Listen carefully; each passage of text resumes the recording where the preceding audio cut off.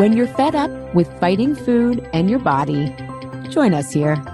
I'm Allie Shapiro, creator of the Truce with Food program and your host for Insatiable, where we explore the hidden aspects of fighting our food, our weight, and our bodies, and dive deep into nutrition science and true whole health.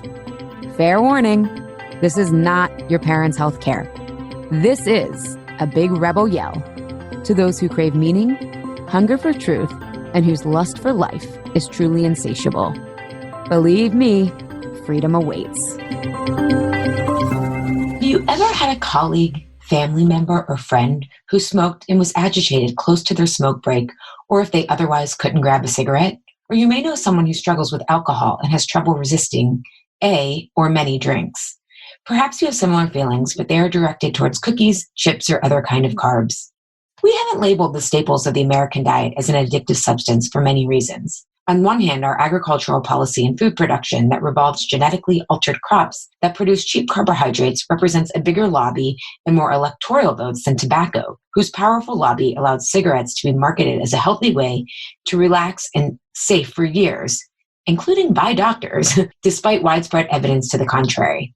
In addition to not being regulated, the sugar industry gets an estimated $4 billion in annual subsidies, courtesy of U.S. taxpayers. On the other hand, lobbies and food politics aside, food addiction and consequences require a more nuanced approach than abstinence as is possible for cigarettes and alcohol. We die if we avoid food completely, and food is much more fundamentally woven into our culture and earliest memories than alcohol or cigarettes, which in all cultures are generally adulthood indulgences. Do you remember summers at the pool with Swedish fish, or warm, salty, soft pretzels from the snack shack, or holidays with grandma's amazing mac and cheese, or dad's famous mashed potatoes? Or, like me, Friday night Pizza Huts where you cashed in your bucket reward for reading 5 books to a free personal pan pizza. Chances are, if you scan your memory, some of your best, warmest memories involve sugar, associating this ingredient with pleasure, celebration, ritual, and reward. And for the purposes of this season, by sugar, I mean what we think of as traditional sugar, like sodas, candies, cakes, and added sugar in processed foods, like salad dressing, breads, pretzels, and other salty carbs. On the flip side, your most difficult memories probably also involve sugar as a source of refuge. If, like me, after another day of being bullied and isolated from, quote, the cool kids at school, you found bagels in the fridge to eat and numb the pain of being othered.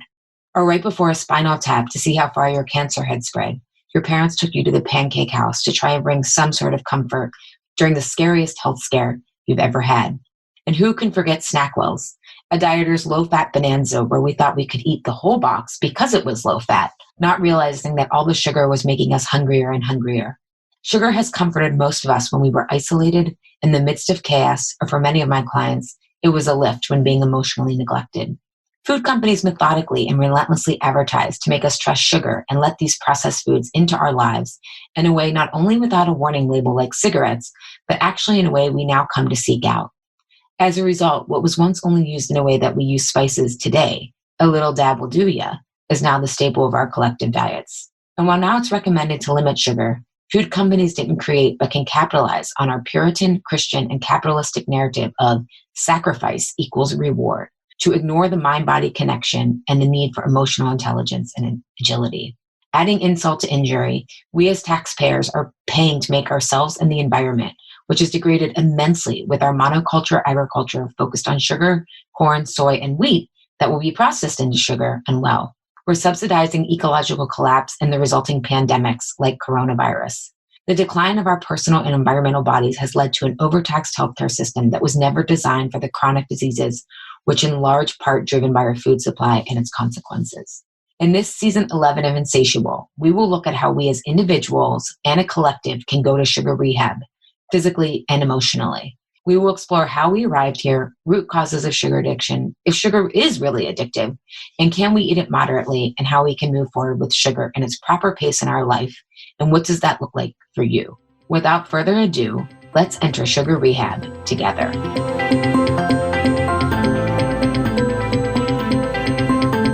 Welcome, everybody, to Season 11, Episode 1 of Insatiable, Root Causes of Sugar Addiction with Charles Eisenstein. I want to welcome everyone back to our first episode in the sugar rehab season. Since our last season, the coronavirus and its side effects have become front and center in our lives. I did a special podcast episode on how you could step into a more empowered place using adult development theory to question the narratives that we've been socialized into, mainly about how we've been conditioned to treat this virus and our body through a war narrative, and gave some questions for you to work through so you can see if there's a more self-authoring true story for you. So check that out if you haven't. And while the season is about sugar rehab, the same collective stories that have led to this coronavirus experience are some of the same stories that have led us to normalize really unnormal ideas about sugar, which is what processed foods are largely composed of. Our industrial food supply that generates this sugar is a main driver of the environmental collapse and waning immunity that is part of the root cause of coronavirus fears and death. And I believe if we can shift our understanding of processed foods and sugar and reduce our dependence on them, we can be better stewards of our individual and collective earth body. And as our guest today says, create a more beautiful world we know is possible. To do this, we need to understand the stories or root causes that got us to this highly addictive food supply. And I put food in quotes. How did the unnormal become so normal? To answer this question, I have one of my dream guests on the show today. We are kicking off our season with one of my favorite thinkers, Charles Eisenstein. I came across Charles's work years ago by reading his book, Ascent of Humanity, which I now recommend to anyone who wants to understand the guiding stories that we've been socialized into and how we arrived where we are, both with sugar and the coronavirus. Charles has a deep understanding of how narratives drive what we think is normal, even when normal isn't healthy, and how agriculture itself is part of and contributed to our deep story of control and separation from the earth. He also understands how dietary transformation comes from becoming your own inner authority and self-trust, which is the foundation of my Truth with Food process. His recent essay, The Coronation, which will be in the show notes, used the entry point of the coronavirus to highlight root causes of what brought us here to whatever is happening. And many of those root causes or stories were what brought us to the need for sugar rehab. So I am honored and thrilled to have him here today to talk about the root causes of sugar addiction. Here's a bit about Charles, pulled from his bio, which might be my favorite approach to writing a bio ever. He says he was born in 1967 and was a very sensitive, intellectual, and dreamy child, always consumed by questions like, where did I come from? Why am I here? Where am I going? And so, of course, embedded as he was in a culture that sees science and reason as the source of truth, he tried to, quote, figure out the answers. He graduated from Yale University with a degree in mathematics and philosophy, but his development of reason and intellect brought him no closer to any truth he really cared about. He didn't know what he was searching for, but knew that none of the usual options life presents a Yale graduate attracted him. He went to Taiwan, learned Chinese, and soon found himself working as a translator. He spent most of his 20s there, educating himself broadly, though not at all rigorously. It was more through osmosis and Eastern spiritual traditions. He had an intensifying crisis in his late 20s when his professional work became intolerable, which delved him more deeply into the questions that he'd been asking as a child. At least that's my interpretation of his bio there. And during and after an intense rebirthing process that included divorce, bankruptcy, and exhaustion, has been living those questions and asking all of us to ask them in his books, The More Beautiful Worlds Our Heart Knows Possible, Ascent of Humanity, Sacred Economics, and the podcast, A New and Ancient World podcast. Thank you so much for being here, Charles. Hi, Ollie. My pleasure. Great. So your essay on the coronavirus coronation went viral. How are you doing? I was so pleased to see this kind of media going viral instead of snarky memes. Yeah, I'm doing okay. I've been doing a lot of interviews, I think, as a result of that. And also as a result of everybody's moving everything online, So if it's a webinar or an online summit or a conference that got moved online. So like here I am looking at people with squares around their heads all the time, which is what we're doing right now. Yeah. So, on the grand scale of the human drama, not such a bad thing, but I'm really missing human contact. I'm here with my wife and one of my sons, at least. The others are all at my brother's farm. They're older and they're actually doing useful labor. But yeah, anyway, that's what I can share at the moment. Yeah, I had a friend have a virtual 40th birthday dance party, and I thought I was doing fine. And then I just like started crying in the middle, but I'm like, I miss being with people. So I think we're all feeling that on some level for sure. So I want to first start with, and kind of switching gears to food, is that you have a course on food that is similar to the premise of my Truth with Food work about becoming our own authorities. And I'm curious how you see food as an entry point into examining the questions that we are hopefully asking during this coronavirus experience, which you laid out in your essay. I mean, I wish people would use food as an entry point more than they are. It seems like, in general, people have fled back to the most conventional, orthodox view of health and illness, where it's about this attacker, and if you come into contact with it, then you get sick, and there's a certain percentage chance that you could get seriously ill and a certain percentage chance you're going to die, which kind of strips us of any agency or power to affect it. It's like this random thing that either strikes you or it doesn't. And left out of the narrative is anything. I mean, you hear a little bit about those with weak immunity or something, but you don't hear a lot about what causes weak immunity. You don't hear a lot about non-conventional ways of boosting your immunity. You're certainly not hearing anything about how sugar or vitamin D deficiency or anything like that or zinc deficiency or whatever could make you more susceptible to a respiratory crisis. You're not hearing anything about immune boosting supplements. It's like you're not even allowed to go see an acupuncturist or a chiropractor in most states right now. Like everything good and all of the progress toward a more holistic view is like swept aside now by this tsunami of orthodoxy that is following the COVID virus. So yeah, I hope and wish and hold that it does take us to a place of, wow, the whole way that we've been understanding health hasn't worked. And maybe we need to look into what the critics and the marginalized people and those who we've labeled as alternative have been saying. So that's one reason why I was happy to accept your invitation to be on your show. Yeah, I love that, because that's one of the things. I mean, I know it's very polarized about like the vaccine and all this stuff. And I'm like, if people think that's just the solution without really examining, to your point, what causes weakened immunity. And what I'm saying, I mean, I follow a range of people and read a range of sources, but it's like food is only being talked about in terms of like, people laughing about how they're just like snacking all day and I get it, right? And how like you have to be gentle with yourself during this time, and in healing your relationship with food, there's definitely that there's a time and place for that in the healing process. And we also have to have, I think, a come to Jesus moment of the power of food and how most of us aren't eating real food. And I wish that was a bigger conversation, and how you're saying that as well. Yeah, I would just add that even the paradigm of strengthened immunity or weaker immunity and how food has been a neglected aspect of that, I think that is still not a big enough paradigm, because it still buys into the idea that we are at war with life and that viruses are these predators. And I'm not saying that they never are, or that they can't be dangerous and that they can't kill you. That is an extreme position that some people do take, actually, and have arguments for that. But what I would say is that maybe there's a continuum, and that sometimes it is more illuminating to understand viruses as symptoms of a condition that allows them to proliferate, and that they might even serve a purpose. They might help to, in some cases, I've heard, and I can't really back this up with research because it's just people who I trust are saying, maybe they have the research, but have I really looked into it?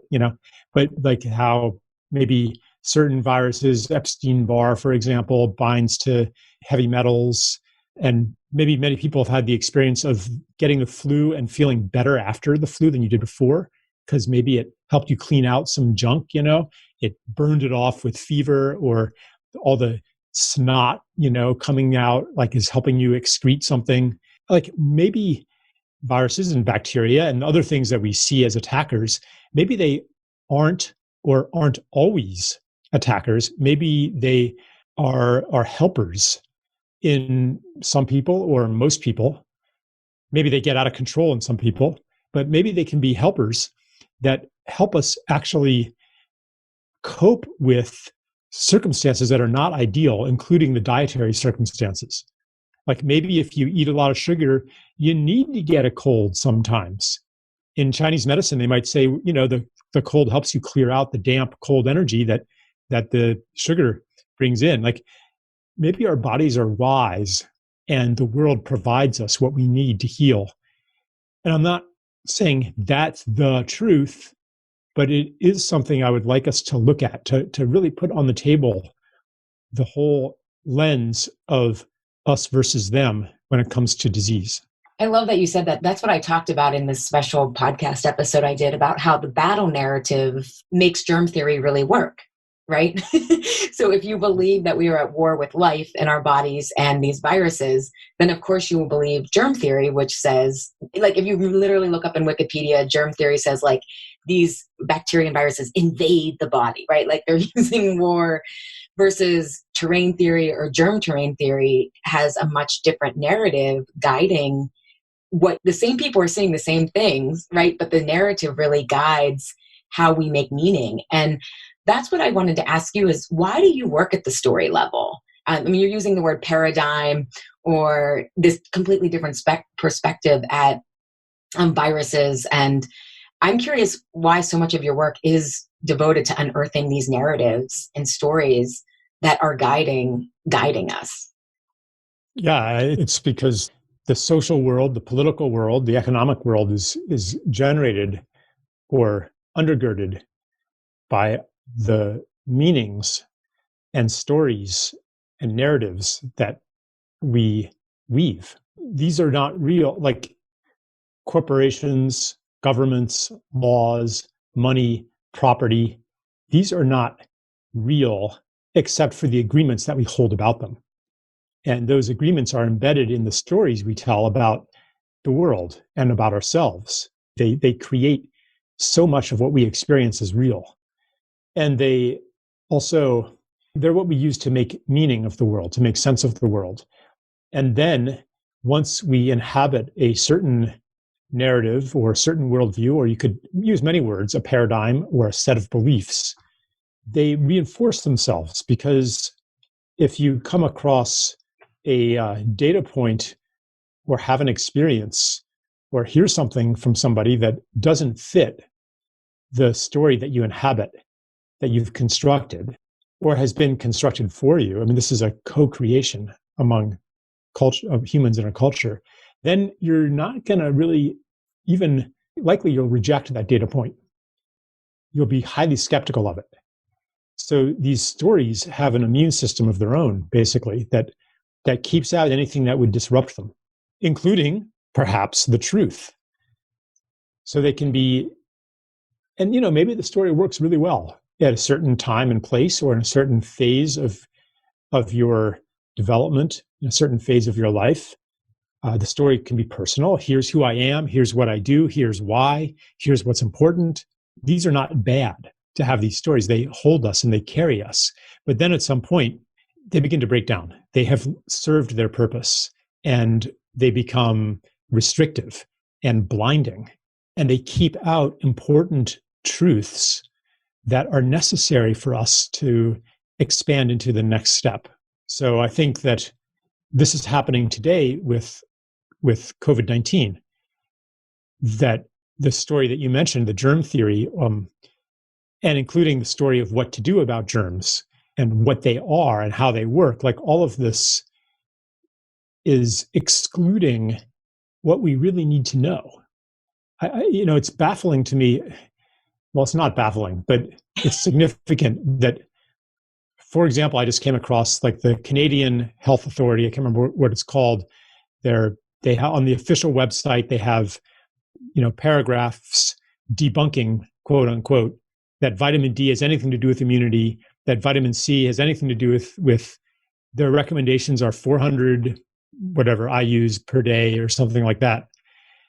that this is like unscientific. Vitamin C, like there's plenty of mainstream debunking of that. In fact, I think YouTube announced that they will take down any video that promotes unscientific concepts like that, which could harm us because it's disinformation. But there's voluminous scientific research that supports these things. It's not like this is, the unscientific realm is valid too. That's not what I'm saying. I'm saying like within the corpus of science itself, there's a narrow domain that is orthodox, and then there's all the stuff that somehow isn't being let in.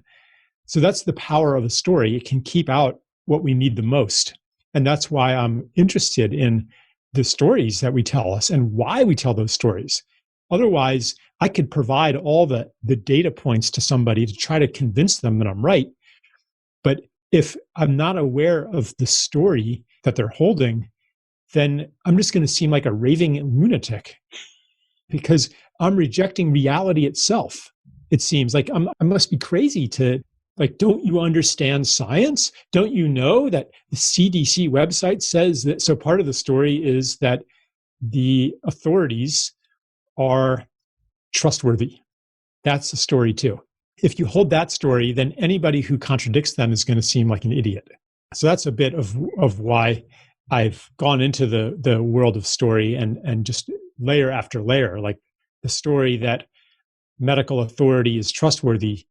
Why do people take that story on? What is that resting on? There are deeper stories at play here that go to the level of what I would call mythology, the mythology of modern civilization.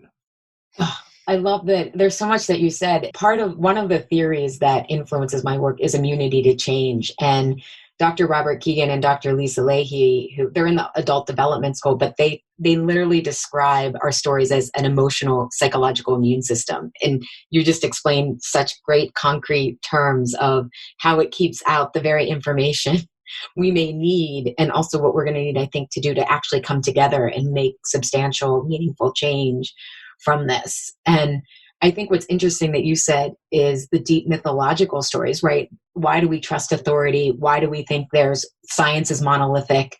All of these things, I think, come back to one of the deep stories that you really, I think, laid out so well in The Coronation and Ascent of Humanity, is this need for control, because we don't have great capacity for uncertainty. And I see, to your point about science, I see that people, if we take two polarized extremes of like people who are like fundamentally religious and think the Bible should be taken verbatim rather than it was an allegory that invites the believer into a relationship with mystery. And then in reaction to that, you have people who are like, well, they're anti-science. Everyone who questions anything scientific is like, because science, you see the snarky like tweets and memes. And I'm like, but they're both sides if they are real sides, but at the extreme can't hold the capacity for uncertainty and mystery, because science by definition is a continuing quest for knowledge. So to think there is an authority of science or an authority on either side, whether it be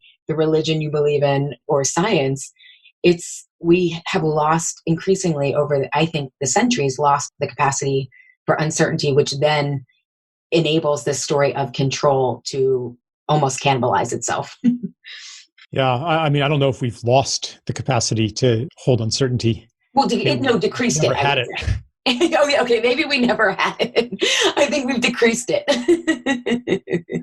Yeah, it seems to be on the increase today. The craving for certainty and the strong identification with being right or being on the side that is right, and of casting one's enemies into the realm of ignorance and wickedness. That's what we call polarization. It just seems that it's so obvious which side is right, which side is wrong, which side is good, which side is evil. I think that both sides are wrong, and in their diagnosis of the other side. I would agree. That's a great, yeah. But that's, if you know that you're right, if it's just so abundantly obvious that you're right, then there must be something wrong with people who disagree with you. They've been duped. They're fools. They are maybe liars, they're frauds. So you set up a war situation because you're fighting opponents who are of lower moral worth than you are. So it's good versus evil. And that is the same vibration as, the conquest of nature or the agricultural practices of killing things to make so that your plants can grow more safely, or of the allopathic approach to medicine. You find something to control, find something to kill, find something to dominate, find something to cut out and remove, find something to isolate. That's all part of the same mentality. So we see it. That's another reason why I think it's necessary to go to the very depths of our worldview. Because even control, and again, I'm not saying that control is always bad, or that antibiotics are always bad, or that fighting is always bad, or running away. These are all forms of control.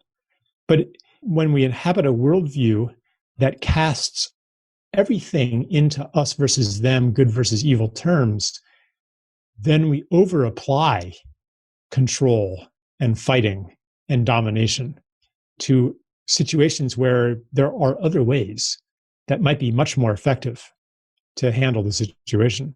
And so, I ask I'm not sure how philosophical you want me to go here, but I do ask, where does the impulse to control come from? And at bottom, I think it comes from an understanding of oneself as separate from the world. And to see the world outside of humans as not really being in possession of the qualities of a being, like the world outside of ourselves being seen as just this random melee of force and particles, this mathematical automaton that is completely indifferent to human beings, to life, that has no intelligence or consciousness or purpose or sacredness of its own. Therefore, to make the world better, we have to impose intelligence and order onto a world that has none on its own. So progress becomes a matter of humans growing into greater and greater power over the world. Then you can insulate yourself from the forces of nature, and you can overcome the other separate selves in the world that are also seeking to maximize their self-interest at your expense. So progress means progress in controlling the world, in dominating.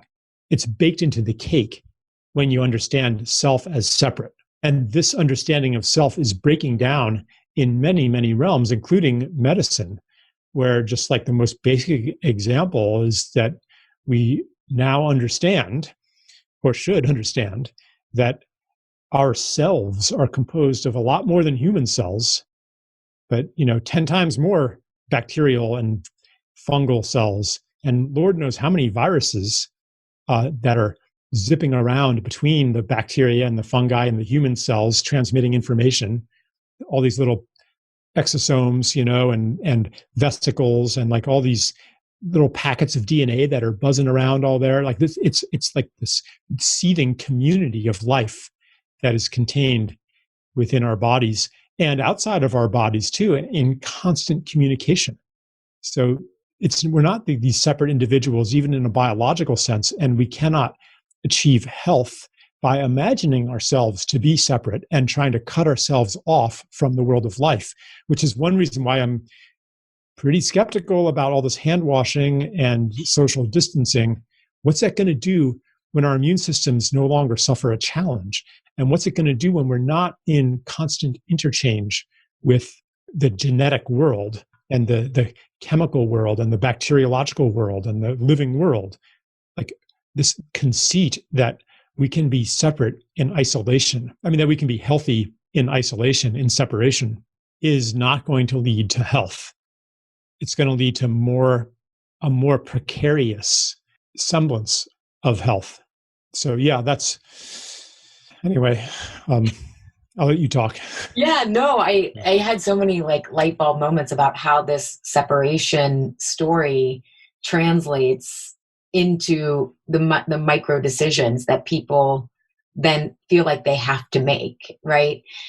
Which is interesting because then when you feel like you have to make them, you also then feel like you have less choice. And if you have less choice, you then feel more need for control. And what we were talking about earlier kind of creates this self-fulfilling prophecy of which ends up as precarious health, right? Like, I mean, you mentioned antibiotics. It's like, well, okay, at first we were like, just control the bacteria. And then we're like, oh, there happens to be a microbiome with a bunch of really good bacteria. So we can't just use antibiotics, without, which I think Chinese medicine and Ayurvedic does so well, without context, right? Without looking at the context that we're using it in and the consequences. And yeah, I totally know what you mean. And I'm kind of like processing some new insights. How do you think this story of separation has led us to the food supply that we have today? I mean, you mentioned chemicals, right? That we have to then control the plants. But what are other ways that have led us to what I would say is a precarious food supply? Yeah. I mean, that's a very long story that, goes back centuries, even longer. But I would say, at least goes back to the Industrial Revolution and the conversion of the world into commodities, the standardization of processes, the delocalization of economies. I mean, all of these historical threads are woven together to create the food supply that we have today. The reduction of this, partly there's the doctrine of reductionism, which asks what is food and answers, Michael Pollan calls it nutritionism, that says that what a food is can be reduced to a finite set of components. So that what nutrition is you got to get your vitamin B and you got to get your this and you get your that. And if you get all of those things, which we can list, then you'll be healthy, then you'll be nourished, the macro and micronutrients. So anything else in a food you could take out and you could add those things to any food and you get breakfast cereal, which is highly processed. And then you spray the vitamins onto it and it has everything you need, right? That seems quite natural to somebody, quite reasonable, if you look at the world through a reductionistic lens. And we can extract the good stuff and leave out the dross. Basically, it's saying that we can and do. Maybe there's a few things we don't understand yet, but this way of thinking says we pretty much understand the world right now, and therefore we can control it. Here's what you need. It's this list of abstracted substances. From that mindset, people will say, well, there's nothing wrong with a modern diet. Look, it has plenty of these nutrients. Here's the list, and it checks off all the boxes. And if it doesn't, well, here's a vitamin pill. You should be fine. Like that perception rests well at home in a deeper paradigm of reductionism. So many, many things feed into the current food system, not just one. Yeah, I was even thinking about while you were saying about vitamin D this has been a huge awakening for me the past couple of years because I used to take vitamin D supplements and then I was learning, whoa, the sun has so many more benefits than just D3. And that like concrete example, like totally like started to unravel more of how I had been reducing food and nutrition. And it was, I think reductionism is a huge story guiding how we got here. Because then also if you reduce, you start measuring different things then, right? Like you start measuring you start measuring the amount of food you produce versus looking actually at, well, what are you producing? And I think about one of my friends here, she started, it's called the area code here is 412 Food Rescue. And there's this big argument, well, you need GMOs because we're running out of, food for people. And her nonprofit, they literally have volunteers go and pick up what would be otherwise tossed into the trash and has these statistics that 40% of food goes to waste. And so we actually don't have a shortage of food problem. But I think when you have that reductionist narrative, you start measuring vitamins and quantity instead of how else does food help us, whether it's immunity, pleasure, right? It could be many, many stories. Yes. When I was 10 or 11, I already was interested in nutrition. And I got a little booklet at the supermarket called Count Your Calories, and it was very satisfying to my pre-adolescent mind, very rational. And it had, it had all the like vitamins and everything listed in it, and I was like, oh, now I know how to do it. It's a matter of arithmetic and I can be healthy. It just seemed so, there's a certain stage of cognitive development that really gloms onto that. And I think collectively we're kind of at that stage of cognitive development. So as for vitamin D, yeah, I don't take vitamin D supplements. The stuff I was saying about vitamin D and immunity, I know of doctors, kind of renegade doctors who use massive doses of vitamin D, and they carefully monitor serum levels and to make sure that you're not, getting toxicity. Like don't do this at home, but they're doing it for people with autoimmune disorders and things like that, and with tremendous results. So I don't want to encourage or discourage people to take a vitamin D supplement. I would say to use your body as a gauge, and how do you feel and stuff. Like isolated substances that are taken out of their natural matrix are medicines and should not be used indiscriminately. Vitamin D in a pill is maybe chemically identical to vitamin D that you could extract from, butter or an egg or something like that. But is it the same when it is extracted and not in the relationships that it is always in a food? When you eat a vitamin D rich food, you're also invariably going to be eating vitamin A. Like pretty much every food that has vitamin D has vitamin A in it as well. And Lord knows what else. Like out of the thousands and millions of biochemicals in a living organism, how many of them do we really understand? Or have even identified? Yeah, or even have identified. We take the ones that we do understand out, and we say that those are all we need. That's pretty arrogant. Yeah. But this is a whole rabbit hole. You can say, okay, therefore only eat whole foods, but then a lot of them have been depleted. They're growing in mineral depleted soil. So then you do need supplements, and you don't, and you do, and you don't. You can go down many rabbit holes, even to the point of biological transmutation of elements. Maybe you can make your own selenium or zinc or calcium. I don't want to undermine my own credibility by broaching such radically unscientific ideas. They're not actually unscientific, but they are very marginalized science. But anyway, this is where my work in food and eating came from, this perplexity at the diverse array of authorities, each telling me what's good for me. And I'm like, who do I believe? How do I know for sure? What other source of information can I listen to? And I eventually just came back to my own body and, looking at nature and seeing how a deer or a rabbit, if it's sick, will be attracted to certain herbs. Like, how do they know that? How do they sniff it out? Do we have that capacity too? And sometimes animals eat stuff that's poisonous to them. Rarely. And usually domestic animals are the ones that do that. But I do think that we have tremendous untapped potential in the body to orient us to what serves our health and what doesn't. Not that we always listen to that, but that's where I came to resolve all of these thorny paradoxes. Yeah, that I love that, because our body does know more than, because it is so individualized, but also there's universal themes.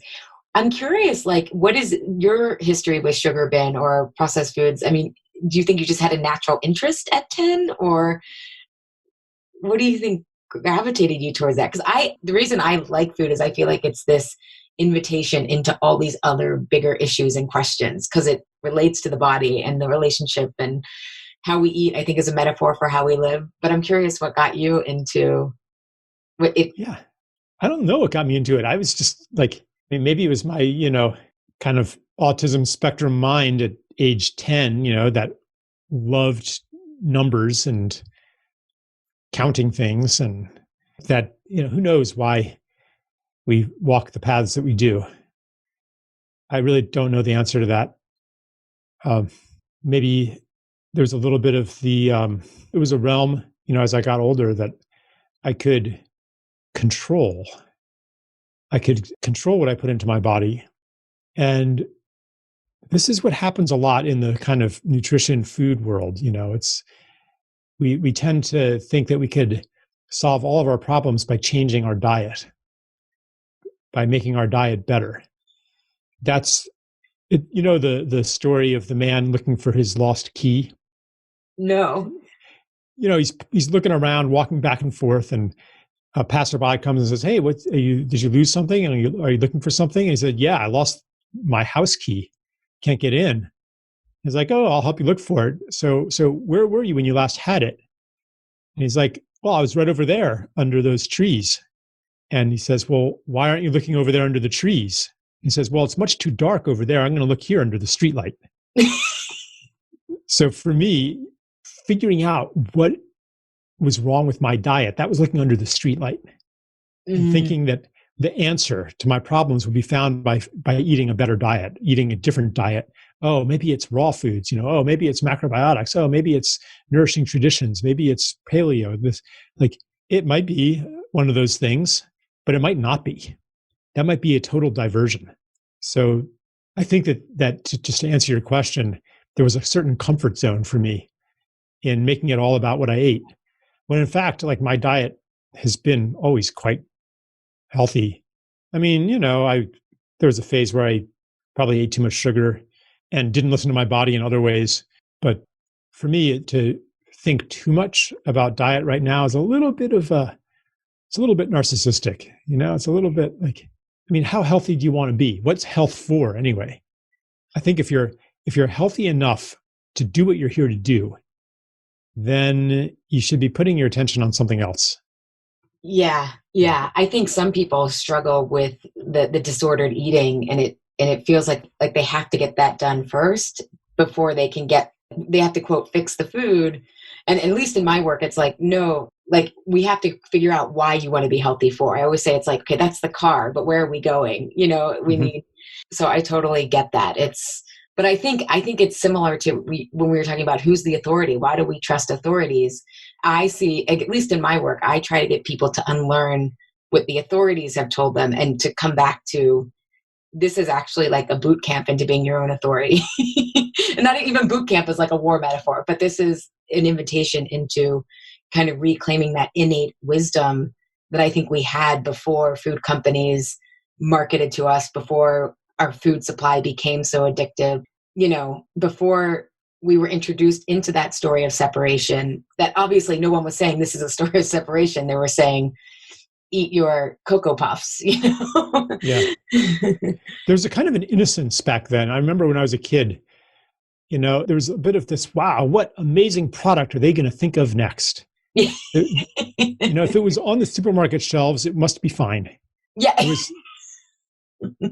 There was this innocence, this naive trust that civilization is on a good track, that things are getting better and better. Therefore, if it's some new thing, it must be a good thing. Wow, Diet Coke, wow, bright blue ketchup, wow, like whatever.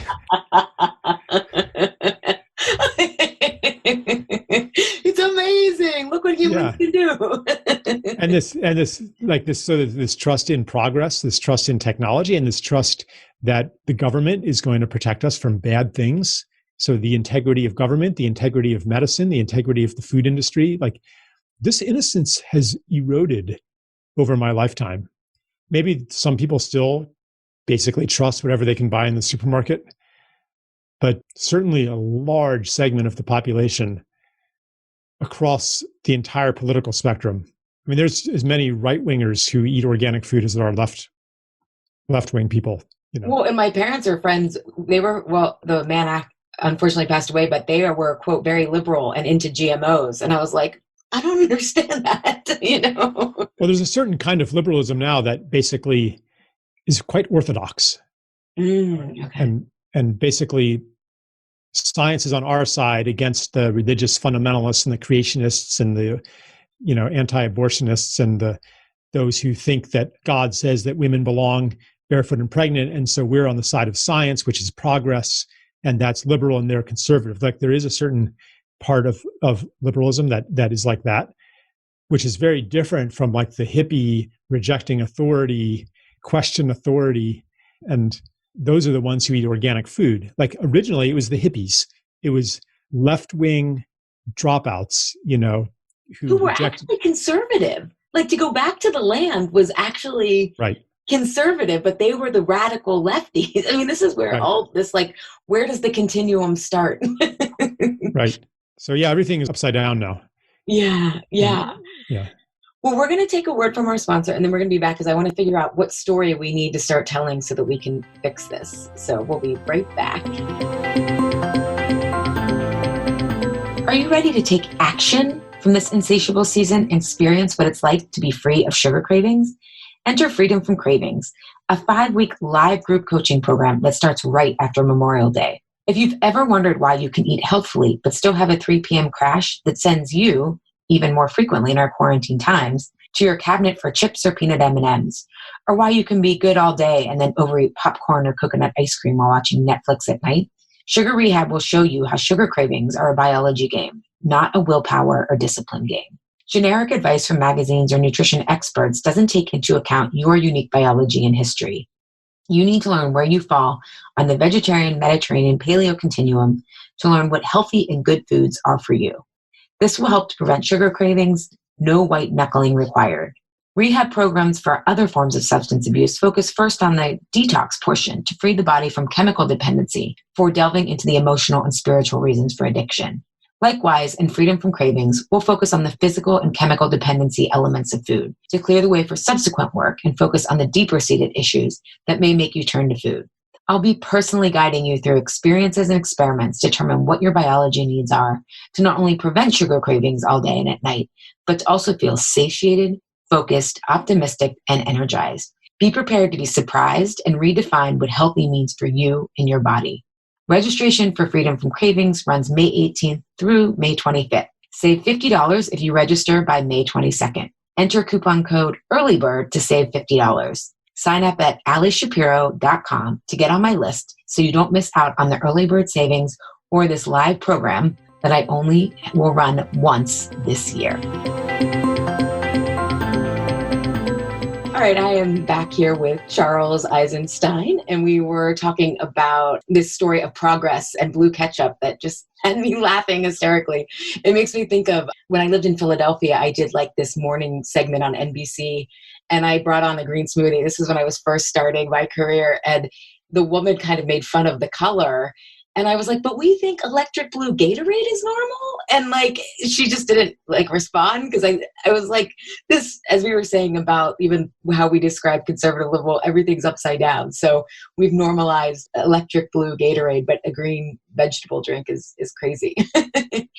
And so we were talking about also before the break about kind of this challenging authority. That's how I heard it. And I know that as someone, I actually had cancer as a teenager, and it kind of is what sent me down this rabbit hole of how does that happen? Western medicine saved my life, but then to actually heal myself from the chemo and everything, I had to question the authority. So what stories that we've been socialized into that don't make us question authority that, I guess, or the better question is, what story do you think we need to start living into or asking about or suggesting as possibilities? So we can stop looking at nutrition so reductionistly. We can look at food for the holistic offering that it does provide, connecting us to nature, vitality to create a life we want. You know, what story do you think would help us course correct with how we grow our food, how we eat, and all of the side effects and implications of that? Well, yeah. One way to phrase it, one way to present it would be that it's the story that life is relationship, that existence is relationship, that health comes from rich relationships. This would include social relationships. In fact, I've been told or have read a statistic that loneliness is the biggest predictor of ill health. It's like better for you, statistically speaking, to smoke and drink and be social than it is to have a totally abstemious lifestyle, but you don't have any friends and you don't engage socially. So life, health we thrive in connection. And that is true on every level. So food that is grown in a monocrop or grown hydroponically, that's shorn of its connections to soil, to water, to other species, et cetera, is going to be less healthy.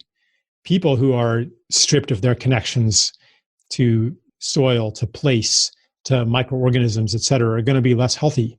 And I would say also any health paradigm or any medical paradigm that embraces a larger understanding of a self, of a person, is going to, because what is health? Health is about wholeness. So what is it that we want to make whole? Is it the separate self? If you're restricted to that version of a self, then we will never have health, because to make a part of yourself whole is still not wholeness. It's still not health. So we have to attain a level of health beyond what our society recognizes as normal, requires opening up to a larger self. And that includes the relationships I talked about before, and it also includes aspects of the human being that are excluded by dominant paradigms. So maybe our energetic bodies, our subtle bodies, even like cellular metabolic pathways that are not commonly recognized, or the fact that the structure of the water in our bodies is related to our immunity and the functioning of our mitochondria. I mean, there's like whole universes. If you go into functional medicine a little bit, you start to see some of these interconnections that are not really taught in conventional medical school. Then there's the relations with the plant world that we call herbalism. There's the relationships with materiality, each substance in the world having its own energetic signature that is the basis of homeopathy. So I would say that the story that we are maybe ready to transition into brings in all of these excluded relationships. I know that many of the things I've mentioned are controversial.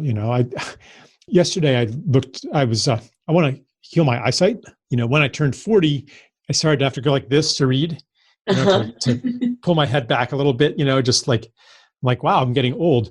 And every year, then it got a little worse and a little worse. And so I've met people who have healed their eyesight through the Bates method.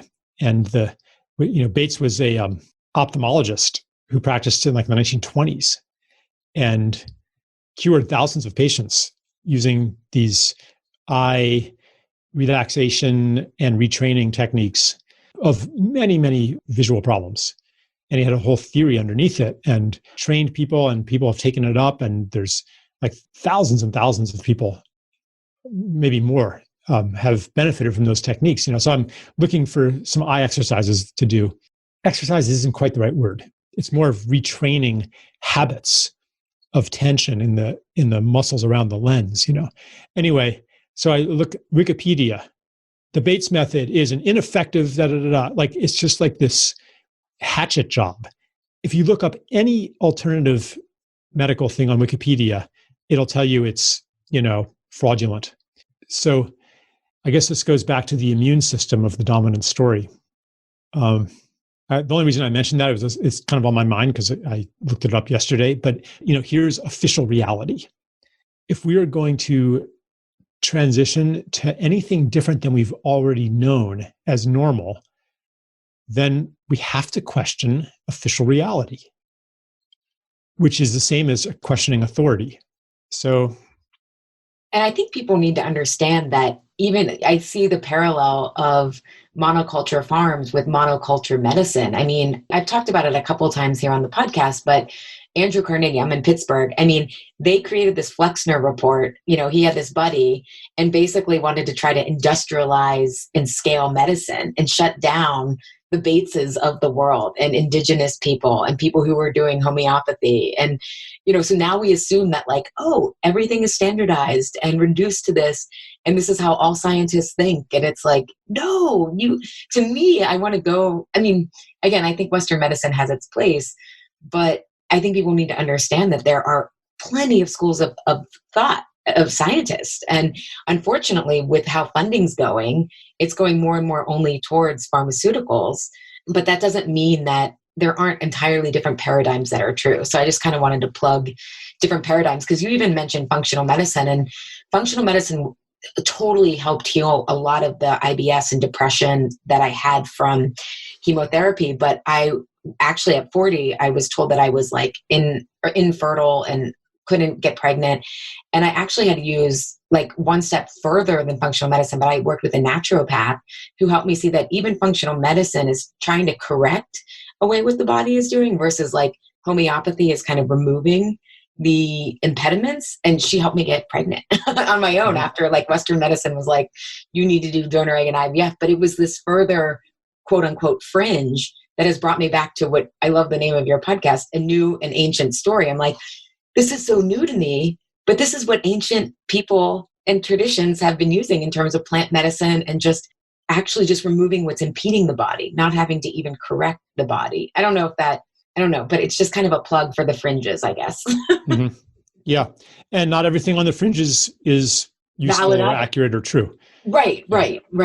But to explore it and not think it's fringe just because, your doctor didn't present it to you, I guess. Right. If it's fringe, it must be wrong because official reality is right. Yeah. And the problem is official reality keeps changing too.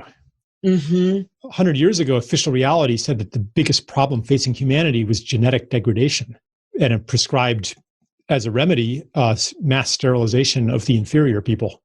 And if you doubted that, you were unscientific. So I could raise many other examples where official reality changes. But today, we've learned from our mistakes and it's correct, right? Yeah.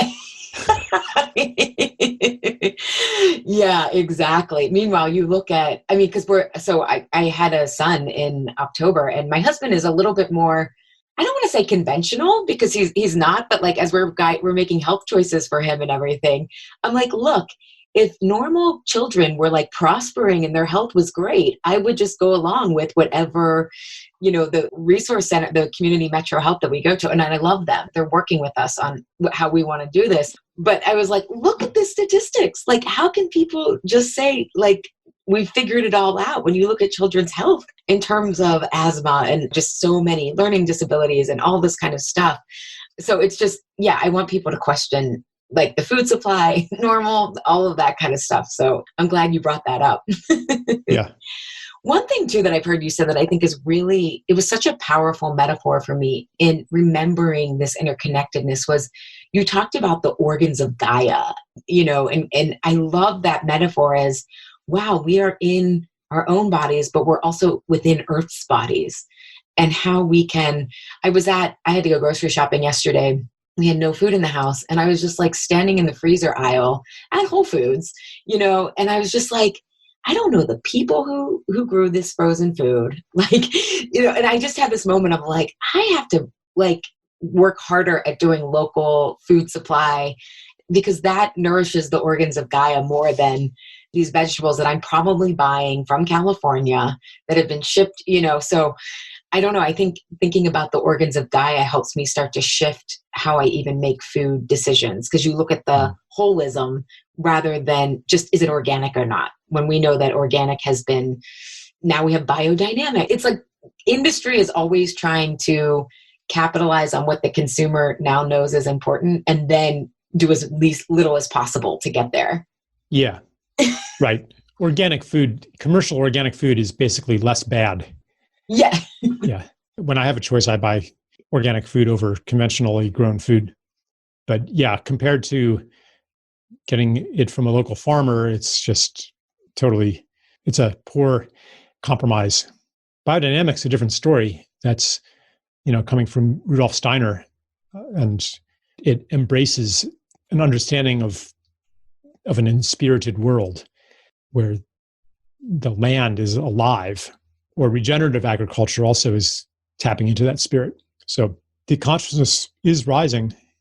And basically, the question is, how do we consume in a way that is that contributes to life? Because death is supposed to contribute to life. When something dies, it becomes food for something else. So how do we become part of that circle? I love that you brought that up. Have you read The Vegetarian Myth by Leah Keith? I have not. I mean, no, I haven't read it. She talks about it, kind of actually circling back to your point about nutrition and all this stuff. I joke that people who don't have religion find nutrition. It's kind of this like, oh, this is going to help me live. It's going to save me in a different way, right? But she talks about the philosophical story that was keeping her vegan, even though it like her spine was deteriorating, like she was having all these health problems. But she basically had to come to this spiritual acceptance, like life requires death. And that a lot of what she had learned as quote unquote being vegan was like biologically incorrect and about the soil. And I mean, it's a great book. We don't need to go into it, but it speaks to story and interconnectedness and that life requires death to continue on. And so. Right. And when you understand that, our whole society is built on the denial of death and the war on death, whether it's to try to maintain your youthful appearance as long as possible, or to have euphemisms about death, or to hide away old people in nursing homes, or a medical system that tries to keep you alive as long as possible. That fixation prevents us from asking important questions. Because if you really know that you're going to die, then it's not like, how do I survive as long as possible? Because at some point, you're going to be in the same place as you would anyway. You're going to be there with minutes to live. Like no matter what, you're going to be there someday. So what's actually important maybe is how well you live and how well you die. And to apply that to the system of food production, instead of trying to reduce death, we might say, how do we eat in a way that is consistent with a good life for the plants and animals that we eat? So obviously, industrial agriculture is not a good life for the animals that we eat, nor is it a good life for the plants that we eat. I don't think plants like to be planted in these long rows without any companions, without their insect and plant and earthworm and bacterial companions. I mean, industrial agriculture basically kills the soil. It becomes just a medium for a plant to grow. Those are lonely plants. They're not happy, and that's not how a plant is supposed to live either. So this is the kind of question that gets obscured in the ferocious debate between the vegans and the paleo people, or the conventional people. Like, how well do the animals live, and how well do the plants live? And what if we used that as our orientation? Then the whole system would change. I love that you say that, because I feel like we've talked about political polarization, but also dietary polarization. The same truth is, if we actually change the questions, we could come together and realize that this is like a top to bottom issue, not like a left or right or vegan, paleo, whatever polarization topic, to eat sugar or not. I'm like, well, maybe it depends. And sometimes it's okay, like bring some context and nuance, but all realize that we want the same thing. And I love your question. I think that's kind of can orient people. Like, how do we eat and live in a way that we have a good life and what we consume has a good life? Like, that is like simple, but complex to get there for everybody. You know what I mean? Yeah. It's complex because in nature, most beings have a very short life. How many baby rabbits make it to adulthood? Maybe 1 in 50? Yeah. I mean, a mother rabbit has a lot of babies. I use the metaphor of like... There's a metaphor about that, isn't there? And, like, how many of them make it to reproductive adulthood? Very, very few. How many frog eggs end up hatching and the tadpoles live and they become reproductive frogs? Very few. There's a lot of death out there. How many seeds from a maple tree end up actually growing to a full maple tree? Most of them meet a gruesome fate. You're right. You're right. Well, and this speaks to your point about, if we aren't an interconnected culture, death feels very different. Yes. Than if we feel we have contributed to this greater community or greater whole of our community. Yes. Death feels much more scary. The more that inhabiting the story of a separate self, the scarier death is, because the separate self is annihilated upon death. But the more that we understand our full selves, that is relational, and that includes aspects that may not be snuffed out like a candle flame upon the death of the body, then death feels very different. And I think that would affect not only medicine, but it would also affect our food system and all of these discussions. Yeah, because I think people who thought that they were had to hoard their the best food just for themselves to extend food, maybe extend their life potentially. It doesn't mean you're not going to get hit by a bus or something else, right? Yeah. It's like we could trust that there's enough for all of us, because I think it creates a sense of scarcity. I think that's not just sense of scarcity of time, but scarcity of resources. I was just on a thread, where people were talking about, I've got my little farm, or I've got my freezers full of meat, I've got I've stocked up on coconut oil. I've got it's kind of like preppers almost, it's like, I'll be okay when the food rationing starts, when the food riots start, et cetera, et cetera. And I'm like, someday you're going to be dying anyway. We're not going to be okay. None of us. From that perspective of survival, we're not going to be okay. And at that moment, when you are on your deathbed and you look back, maybe you're going to regret having kept so much for yourself. Maybe you're going to wish that you had shared more instead of prepped more. Because why are we here? If we know we're going to die, then you got to ask, well, why am I here for this short sojourn into life? Oh, that makes me want to cry. It's so beautiful. Do you want to give more rather than... Yeah. That is so beautiful. Oh, Charles, thank you for such an amazing, I know we talked about a lot and covered a lot. Do you have any parting questions, or I know you're not kind of like a tips and tricks guy, but parting questions or orientations so that we can start to feel more interconnected with ourselves, our bodies, and how we choose to eat and connect with others over food? Maybe I would just return to the theme of life thrives in community. Life thrives through connection, especially as we are, in the COVID era, facing a choice about, do we want to continue to isolate and to lock down and to quarantine and to distance? Will we really thrive? Will we really be healthy that way in the long run? Because we will be invited to continue the distancing. And I would like to bring in this piece as well, just to speak to that knowledge that we are not meant to be alone. Yeah, maybe I'll just toss that in there at the end.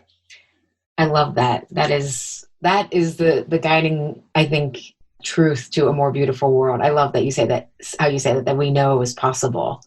Maybe that explains a lot of the anxiety, right? It's not just our blood sugar. It's existential angst of knowing that we could be spending our time more connected in harmony with life rather than separated and fighting with it. So thank you so much. We'll link to your site. And I know that you don't do social media, but you have friends of Charles Eisenstein who do social media for you. I'm like, wow, that's amazing. Yeah. I just got sick of social media. Yeah. I mean, I am on Facebook, and occasionally I put something there, but I never check my messages. I really don't do it right. Well, yeah. Is there a right or wrong? I mean, I think I don't use the tool to its full potential, whatever that is, which I don't even know. Which means you're not getting tracked and you're not getting ads in your feed for something you talked about on the phone, Yeah. Well, we'll link to all your social media stuff in the show notes as well. And thank you so much for your time and your work. I love it. So thank you so much for all that you do. Yeah. Thanks, Allie. It was really fun. Good. Take care. Okay. Bye-bye. Thank you, Health Rebels, for tuning in today. Have a reaction, question, or want the transcript from today's episode? Find me at AllieShapiro.com. I'd love if you leave a review on Apple Podcast and tell your friends and family about Insatiable. It helps us grow our community and share a new way of approaching health and our bodies. Thanks for engaging in a different kind of conversation.